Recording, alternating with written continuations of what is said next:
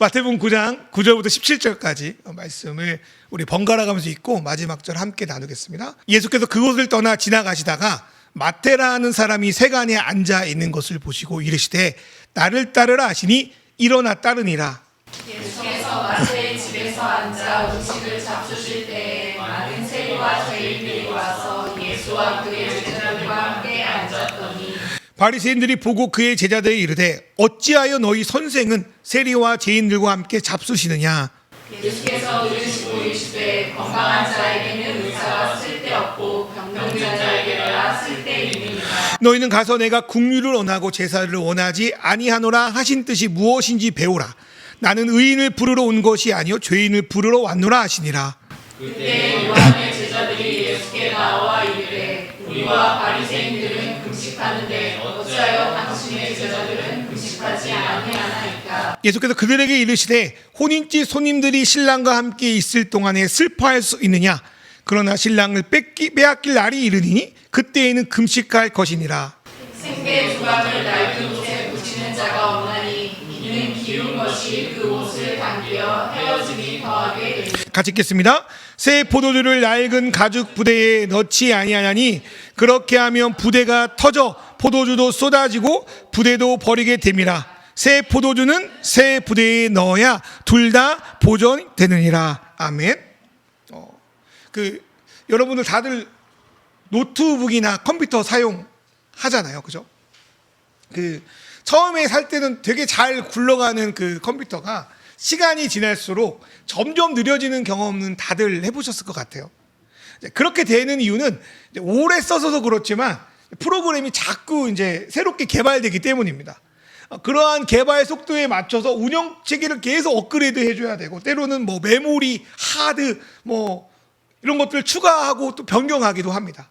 그런데 어느 순간이 되면 그런 업그레이드 정도로 한계가 올 때가 있어요. 그래서 어떤 프로그램을 내가 쓰고 싶어서 그걸 어떻게 간신히 설치를 하더라도 그걸 막상 구동하려니까 너무 느린 거야. 버벅거려서 도저히 쓸 수가 없는 상태가 되어버리기도 합니다. 게다가 기존의 그 구식 컴퓨터에 안 맞는 프로그램이기 때문에 그거 함부로 돌렸다가는 애던 컴퓨터까지도 망가뜨릴 때가 있어요. 이런 경우에는 어떻게 하는 게 가장 현명한 겁니까?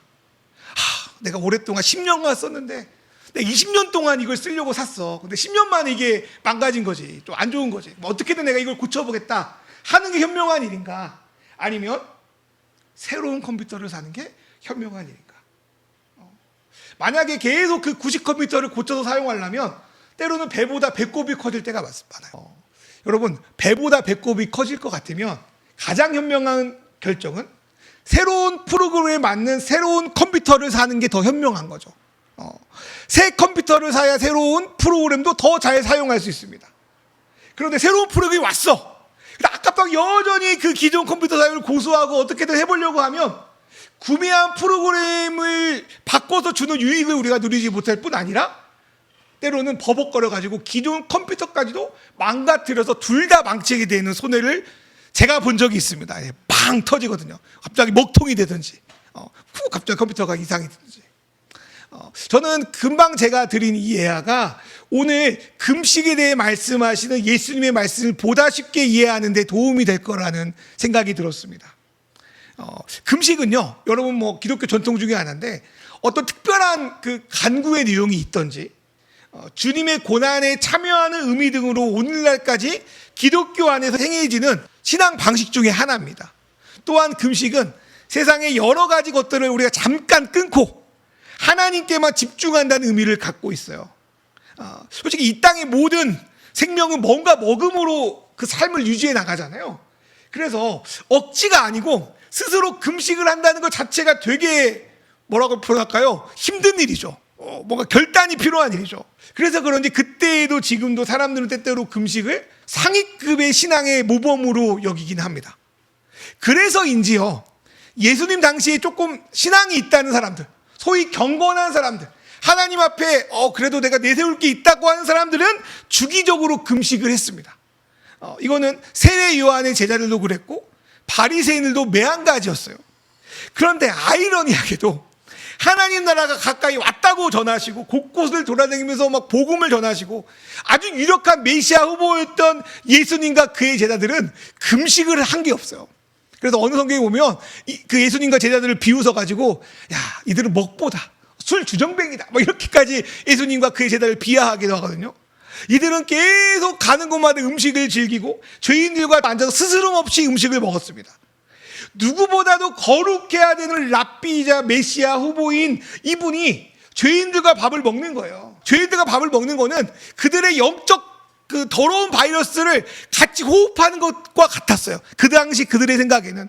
근데 메시아가 죄인들과 같이 먹는다는 게 이해가 안 되는 거죠. 왜 굳이 스스로를 더럽히는 일을 마다하지 않는가? 예수님이 그나마 긍정적으로 보고 있는 세례 요한의 제자들에게도 예수님의 그러한 이상한 행동은 이해되지 못하는 것입니다. 그래서 이들은 예수님의 제자들을 핑계 삼아, 예수님이 직접적으로 뭐라고 그러니까 예수님의 제자들을 핑계 삼아 왜 당신들은 금식하지 않습니까? 라고 예수님께 물어봅니다. 이에 대해서 예수님이 뭐라고 대답하십니까? 우리 마태복음 9장 15절 상반절 말씀 한번 예수께서 읽어볼까요? 예수께서 그들에게 이르시되 혼인집 손님들이 신랑과 함께 있을 동안에 슬퍼할 수 있느냐. 예수님은 지금의 시대, 지금의 시간이 마치 혼인잔치 같다고 하시면서 모두 기뻐하고 즐겨할 그 잔칫날에 슬픈 표정하고 음식 안 먹는 것이 있을 수 없다, 그렇게 답변합니다. 이 말씀 우리가 좀 더 이해하기 위해서는 먼저 그 당시 사람들이 왜 금식을 했는지를 살펴봐야 하거든요. 제가 찾아보니까 그 당시 금식은 이스라엘 민족의 역사에서 일어난 그 슬픈 사건을 기억하기 위함이에요.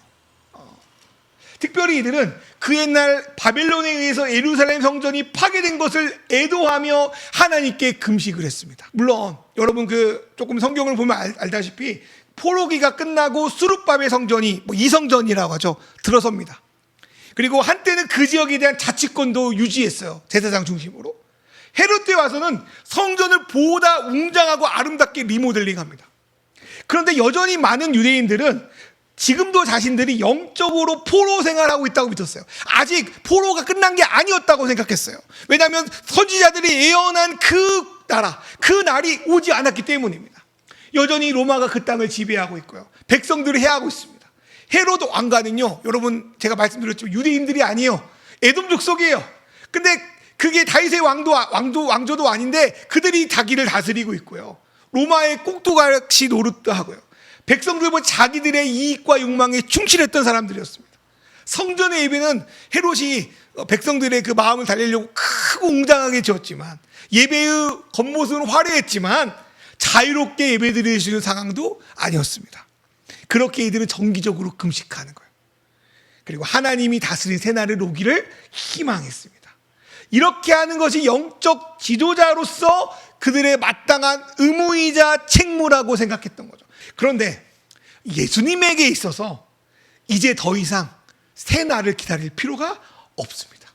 그날이 오지 못한 것에 대해서 애통하고 금식할 필요가 없어요. 왜입니까? 하나님이 이미 예수 그리스도를 통해 새날을 보내기 때문이에요.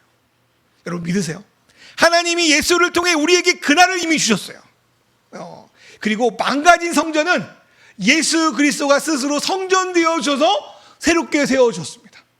그래서 마태복음 12장 6절에 뭐라고 말씀하십니까? 내가 너에게 이르노니 성전보다 더 큰 이가 여기 있다. 누가 성전이에요? 예수가 성전이죠. 그러면은 예수의 영이, 성령이 우리 안에 있으면 누가 성전입니까? 우리가 성전인 거죠. 왜? 예수가 우리 안에 있기 때문에. 그리고 이제 이 땅에 메시아 예수님이 오셨으니까 이 땅은 언제 올지 모르는 신랑을 애통하게 언제 오나 기다리는 그런 곳이 아니에요. 이제는 예수님 생각으로는 신랑이 왔어. 그래서 혼인잔치를 영원히 여는 곳으로 바뀌었어요. 예수님의 생각과 바리새인과 요한의 제자들의 생각이 달랐던 거죠. 예수님의 오심은요, 금식하며 애통하는 시대를 요즘 말로 라떼로 바꾼 거예요. 그럼 라떼요. 그때는 이미 지났어. 그리고 소위 어떤 것을 막 해가지고 경건하다고 인정받은 이들은 이제 요즘 말로 꼰대가 됐습니다. 어쩌면 처음 이들의 금식은 어두운 밤에 키는 작은 촛불과도 같았어요. 소중했어요. 어두운 날 금식하며 그들이 하나님을 바라보는 그들의 습관은 그 힘든 포로기에 한 줄기 등불과도 같았어요. 이정표와 같았어요. 소중했어요. 그런데 이제 새날이 밝아서 해가 중천에 떴어요. 지금 이제 이 커튼은 이제 쳐도 빛이 들어오잖아요. 암막 커튼은 이제 치면 빛이 안 들어올 거 아니에요. 근데 이들은 여전히 자기가 새날이 시작되지 않았다고 믿는 거야. 해가 중천에 떴는데 여전히 암막 커튼 가리고 아직도 어두워하고 그 공간에서 먹히고 있는 거예요. 촛불 켜고 이러고 있는 거예요. 여러분, 너무 어리석은, 정전되고 어두운 밤에 촛불을 켜는 건 매우 현명한 일이에요. 그런데 이미 새날이 왔다고, 환한 햇빛이 비쳤다고, 근데 여전히 암막 커튼을 가리고 계속 촛불로 이러고 살고 있단 말이에요. 얼마나 어리석은 일이에요. 이때 예수님이 앞에서 마태와 그의 친구들과 한 식사는 방 안에 암막 커튼을 제껴버린 거예요. 우리 안에 주시는 하나님의 햇빛을 받아들이는 거예요. 함께 식사하는 것과 같아요. 햇빛은 촛불과 비교할 수 없을 만큼 너무나도 크고 강력하기 때문입니다. 모든 어둠을 살라버리고 촛불에 옹기종기 앉아있는 몇 명을 위해서 약간 비추는 그런 정도가 아니라 주를 따르는 모두를 환한 빛으로 비추는 거예요. 그래서 죄인도 주님 앞에 올 수 있는 거예요. 왜? 햇빛이 강하니까. 빛이 강하니까. 특별한 몇 명이, 촛불 안에 있는 몇 명이 옹기종기 앉아서 글씨 쓰는 그 정도가 아니고, 밖에 있는 자들은 그 빛에 가까이 갈 수 없는 그런 시대가 아니라 이제 예수가 오심으로 온 세상을 비추는 밝은 태양이 떴다는 거예요. 그게 예수님이 이 시대를 대하는 방식이고, 저와 여러분이 지금 우리의 시대를 바라보는 관점이 되어야 될 줄 믿습니다. 그래서 예수님 관점으로는 슬퍼하며 기다리며 애통할 때가 아니에요. 이제 그리스도로 인하여서 하나님의 혼인잔치가 열렸어요. 해가 중천에 떴어요. 이제 우리는 암막 커튼을 거치고 환한 그곳에 나아가 주님과 함께 잔치의 자리를 누리면 됩니다. 그게 마태의 식사였어요. 그런데요, 하나님 나라가 왔는데 여전히 금식을 고수하는 사람도 있어요. 여기서 금식은 단순히 문자적인 금식으로만 안 바라봤으면 좋겠어요. 그리스도가 오기 전 행했던 습관과 패턴, 혹은 우리가 예수를 받아들이기 전에 우리가 갖고 있었던 생각들, 신앙들을 생각하면 될 것 같아요. 이러한 습관은 갈라디아 3장 25절에 보면 그리스도가 오면 폐기돼야 하는 초등학문과도 같았어요. 그런데 여전히 어떤 사람들은 완전히 새로운 나라가 왔는데도 불구하고 자신이 쌓아놓은 거에 어떻게든 끼워 맞춰서 자신에게 익숙하게 그것을 막 좀 리모델링, 뭐라고 해요? 리폼하려고 하는 거예요. 저는 이것을 자매님들은 잘 이해하지 못할 수도 있지만 게임으로 예를 들려고 합니다. 여러분, 그 좋아하는 게임이 있어요. 근데 오랜 시간 하면 게임은 계속 업그레이드 돼요. 뭐 1.02, 1.48 업그레이드 돼요. 그런데 그 게임 서비스가 몇 년 동안 지속되는 동안 뭐 시간도 많이 들이고 아이템도 막 모아야 되고 좋은 검도 받아야 되고, 또 어떨 때는 요즘에는 이제 과금하잖아요. 막 핸드폰은 과금도 하고 막 그랬단 말이에요. 그런데 어느 날 그 회사에서 업그레이드 정도가 아니라 완전히 판을 바꾸는 게임 버전 2가 나온대요. 완전히 다른 게임, 뭐 놀라운 그래픽, 뭐 압도적인 타격감, 뭐 어쨌든 대작이래. 근데 완전히 무료래. 뭐 말도 안 되는 게 무료래. 과금도 없어. 그냥 일론 머스크 같은 이상한 부자가 그냥 사회 환원 차원에서 만들어주겠대. 넘버 2 버전 2야. 근데 여기에 문제가 하나 있어요. 뭐가 문제일까요? 특별히 버전 1을 쓰고 있던 이용자들, 새로 진입하는 사람들은 문제가 없어. 왜냐면 너 아무것도 손해볼 게 없잖아. 근데 버전 1 게임을 했던 사람들은 불만이 많아요. 왜? 내가 수년 동안 1게임 하면서 모았던 아이템, 전설의 검, 뭐 이런 거, 그리고 돈, 레벨 다 내려놓고 새롭게 시작해야 돼. 억울할까 안 억울할까? 그러니까 특별히 버전 1의 고인물들이라 하죠. 상위 그 랭크에 있는 사람은 어떤 마음일까? 비록 이 버전 2 게임이 너무나도 잘 만들었어도 이 버전 1, 버전 1의 고인물 입장에서는 되게 기분 나쁠 거야. 내가 저 쪼랩들이랑 처음부터 같이 시작해야 된다고. 과금할 필요도 없이 모두 다 평등하다고. 그럼 이제까지 내가 모아놓은 게 뭐가 돼? 이제까지 쌓아놓은 게 뭐가 돼? 내 레벨, 내 아이템 뭐가 돼? 내 명성. 이런 생각이 들면 어떻게 될 것 같아요? 계속 버전 1이 서비스 종료될 때까지 계속 거기 머물러, 고인물처럼. 아니면 그 회사 앞에서 버전 2 나오면 안 된다고 결사반대하는 시위를 걸 거예요. 오늘 말씀에 나오는 요한이나 바리새인들의 제자들이 그러한 심정이 아니었을까 생각이 들어요. 이미 이들은 자신들이 하나님의 눈에 들려고 열심히 노력했어요. 아이템 쌓았단 말이야. 금식도 많이 하고 여러 가지 일들을 했단 말이야. 율법도 잘 지켰단 말이야. 수많은 율법을 지키려고 애썼단 말이야. 레벨업 했단 말이야. 근데 예수님이 오셔가지고 야 이제 새로운 시대가 왔어. 필요 없어. 레벨업 필요 없어. 새롭게 게임 시작하자 하는 거예요. 새로운 나라에 들어오자 하는 거예요. 이제까지 레벨 1에 적용되는 그런 방식, 그런 룰은 이제는 끝났다. 하나님이 오셨고 새로운 룰이 시작됐다라고 하는 거예요. 왜냐하면 예수님이 시작하신 그 나라는 구약의 나라에 드러낸 하나님 나라 베타 버전이 아니에요. 어떤 구약은 하나님 나라 베타 버전 것 같아요. 이제 새로운 버전 2, 하나님 나라 정식판을 예수님이 갖고 시작한 거예요. 이거는 갠성이 버전은 업그레이드가 아니에요. 그냥 구약을 이어가는 정도가 아니에요. 내용은 비슷해. 근데 완전히 새로 바뀐 시스템 안에 있는 거예요. 새로운 시대를 갖고 왔기 때문이에요. 그렇게 예수님은 이제 스타트가 시작됐기 때문에 누구도 차별하지 않는 거예요. 이제 그동안 그 레벨 1, 버전 1 게임에 차별됐고 무시받던 사람들에게 다가갈 수 있는 거예요. 이제 게임이 새로 시작됐으니까. 이제 스타트가 새로 시작되었으니까. 그리고 그들을 제자로 삼으시고 같이 식사하시고 교제하고 인격을 나누기까지 합니다. 그런데 버전 1에 머물렀던 사람들, 바리새인들과 세리와 제자들은 그런 예수님이 달갑지가 않아요. 그 예수님이 갖고 온 하나님 나라도 거부하는 거예요. 그리고 나는 이제까지 내가 쌓아온 레벨도 만렙 쌓아온 버전은 게임에 있길 원합니다. 그래서 결국 하나님 나라 가져오신 예수를 죽이는 거예요. 나 필요 없어요. 그런데요, 문제는 오늘날 예수를 믿는다고 하는 사람조차 여전히 버전 1 베타 버전에 머물고 싶어하는 분들이 많이 있는 것 같다는 거예요. 이들은 여전히 자신만의 율법을 만들어요. 뭐 성경에 바리새인 율법 지켰다고 하지만 자기 나름대로 새로운 율법을 만들어요. 교회의 전통의 이름으로 막 수많은 것들을 만들어요. 우리 교회에 갖고 있는 나름의 어떤 신앙 좋은 사람 코스프레가 있단 말이에요. 그것들을 만들어서 그걸 가지고 신앙이 좋은 사람, 좋지 않은 사람, 레벨이 높은 사람, 높지 않은 사람을 구분하기 시작하는 거예요. 이런 것들은요, 예수님이 세우신 하나님 나라를 그대로 받아들이지 않고 여전히 우월과 열등감으로 가치를 판단하는 세상, 그 나라에 다운그레이드된 패치를 갖고 와가지고 자기들만 이해되고 우대받는 그런 나라를 만들려고 하는 거예요. 그들의 패치는 알고 보면 바이러스와 같은 거예요. 여러분, 신앙이라는 이름으로 여러분 안에 세워진 이미 이러한 하나님 나라를 바이러스로 오염되고 싶지 않습니까? 다운그레이드하고 있지 않습니까? 그런 이들에게 주님이 오늘 뭐라고 말씀하시냐?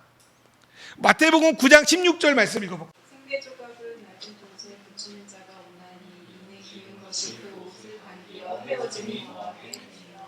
여러분, 뭐 이걸 어떻게 표현할까요? 아주 좋은 새 옷을 샀어요. 근데 한 입은 지 10년 된 청바지가 구멍이 뚫렸어. 새로 산 건 실크야. 이거는 청바지야. 근데 이 사람은 어리석게도 새 옷을 잘라. 그 천을 갖다가 10년 동안 낡아가지고 구멍 터진 청바지에 딱 붙여. 어떤 사람이에요? 어리석은 사람이죠. 오히려 그 옷이 안 맞기 때문에 헤어짐이 더하게 될 거예요. 그러니까 그렇게 하면 새 옷도 망치고 예전의 옷도 다 망치는 거야. 자, 그 다음에 우리 유명한 포도주 말씀, 마태복음 9장 17절 말씀 우리 같이 한번 읽어볼까요? 9장 10절 시작. 새 포도주를 낡은 가죽에 넣지 아니하나니 그렇게 하면 부대가 터져 포도주도 쏟아지고 때도 버리게 되니라. 이것도 똑같은 맥락이에요. 새로운 시대가 왔는데 여전히 낡은 부대, 그리스도께서 오기 전 시스템, 베타 버전, 오기 전 신앙에 머물러서 계속적으로 예수님을 받아들이려고 하니까 오히려 둘 다 망가지는 거예요. 프로그램은 새로 왔는데 내 컴퓨터가 문제가 있는 거야. 안 바꾸는 거야, 내 시스템을. 그러니까 둘 다 망치게 된다는 이야기. 저는 이 말씀을 묵상하면서 오늘날 교회가 왜 찢어지는가, 왜 믿음의 성도들이 깨어지는가, 그 이유를 오늘 말씀을 통해서 설명하고 있다 생각해요. 하나님 나라가 이미 왔어. 이제는 눈에 보이는 행위가 노력이 아니라 은혜를 믿음으로 받아들이며 그 나라의 가족으로 머무는 시대가 왔어. 정식 버전이 왔다고. 근데 여전히 이전의 생각, 방식, 사고에 머물러서 뭔가 잘해서, 뭔가 성과를 내서 그 나라를 받아들이려고 하니까 도무지 그게 물과 기름처럼 섞이지 않는 거예요. 그러다 보니까 문제가 뭐예요?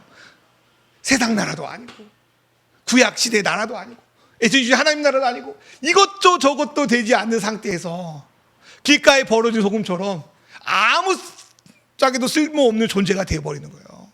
다른 말로 주님이 그러잖아요. 그 라오디게아 교회를 통해서 야, 차라리 차든지 덮든지 해라. 미지근하다.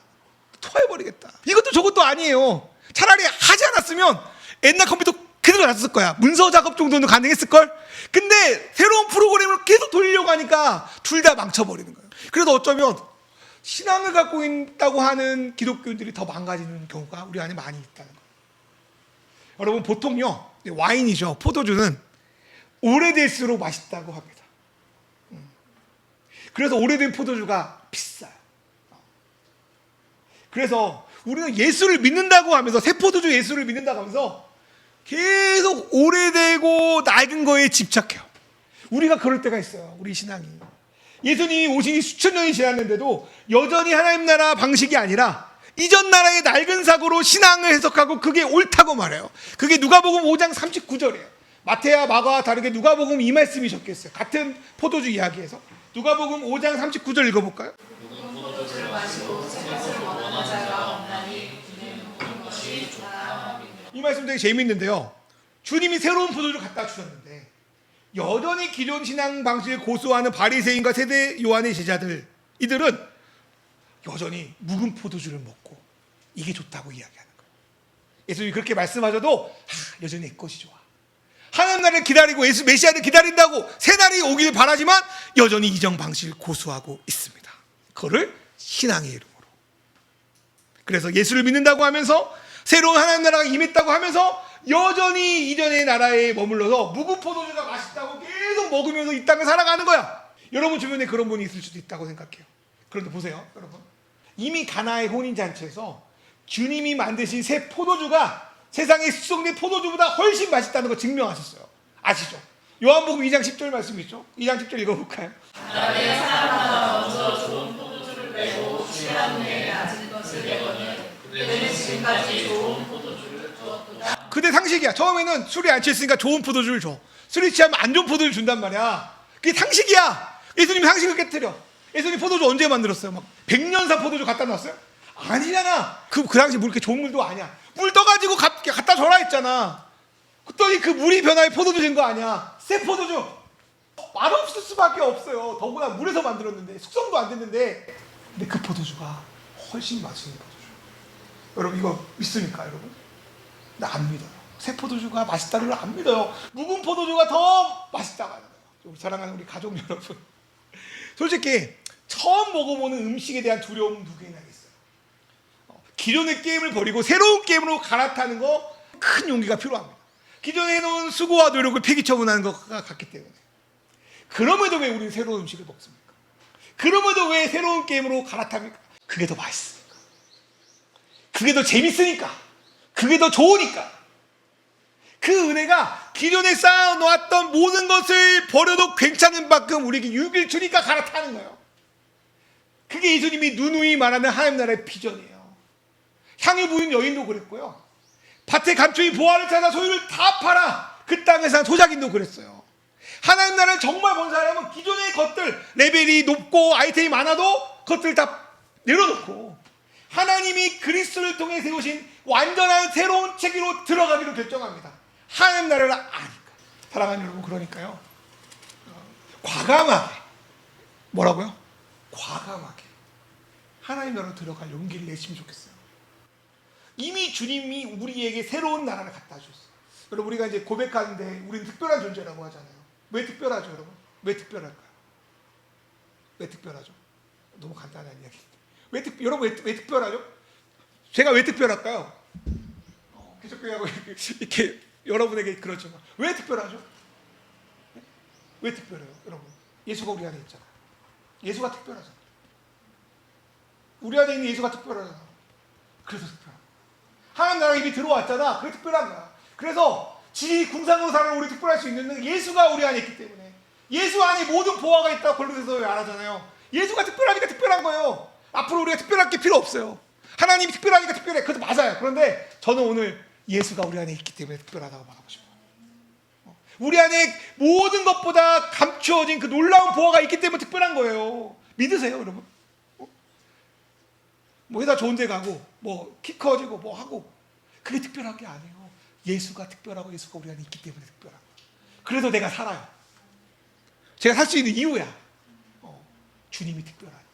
주님이 계시니까 하나님 날 특별하게 보시니까 사는 거예요.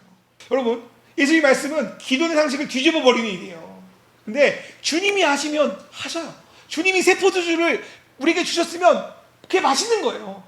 그런데 문제는 새로운 나라가 2000년이 지났는데 여전히 우리에게 그 나라가 낯설고 새롭게 느껴지는 거예요. 두려운 거예요. 그 나라에 들어가기가. 제가 이번에 이제 우연히 헨리 나우엔이라는 그 영성가죠. 그분의 책을 읽다가 이런 말이 있더라고요. 과감하게 성령 하나님이 우리 가운데 인도하신다는 것을 믿어라. 과감하게라는 말에 꽂혔어요. 여러분, 믿음은 과감해야 돼요. 우리 성령 하나님 느껴져요? 우리 감정과 어떤 말씀과 하지만 안 느껴져요. 그래서 주님이 바람 같다고 했어. 바람 같다고. 때로 안 느껴져. 느껴진 것도 안 느껴져.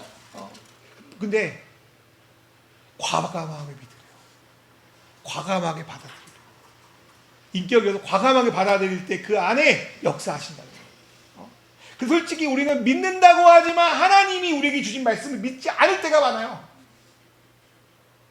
오늘 우리에게 주신 새 포도주를 주신 예수님 말씀도 믿지 않고 지나가요. 솔직히 우리 현실은 그렇지 않거든. 그렇게 보이지 않거든. 그런데 오늘 말씀에 근거하여 저는 과감하게 믿음으로 도전했으면 좋겠어요. 세상의 포도주가 아니라 주님이 직접 따라주는 포도주를 과감하게 드셨으면 좋겠어요. 물처럼 보여서 맛없을 것 같죠? 아무 능력 없을 것 같죠? 먹어보면 가장 맛있는 포도주. 그리고 주님이 디자인한 새 옷을 여러분의 기준으로 리폼 어설프게 하다가 망치지 말고, 어설프게 요리하다가 망치지 말고 좀 그대로 먹어요. 그냥 리폼하지 말고. 그렇죠?